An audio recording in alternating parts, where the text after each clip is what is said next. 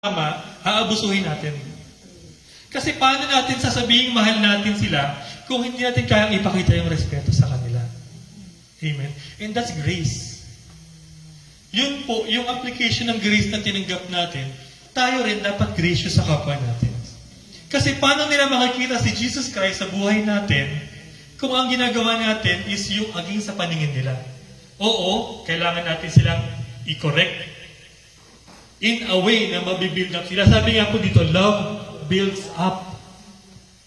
Knowledge puffs up, or yung knowledge nagyayabang.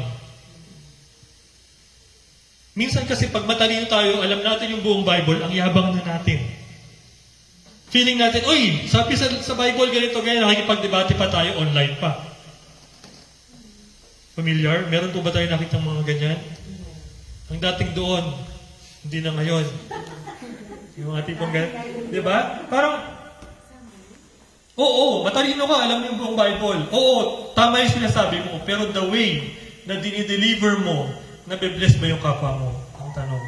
Do you show grace sa mga kapatiran natin? Kung ang Lord nga, nung hindi pa natin siya kilala, nagpakita ng grace sa atin. Dapat lang tayo rin maging gracious. Kaya we are loved, but we can also love. Dahil love Himself is God. God is love. And if God is with us, or in us, we can love. Hindi sa ginawa nila, kundi sa ginawa ng Panginoon sa buhay natin. Amen po ba?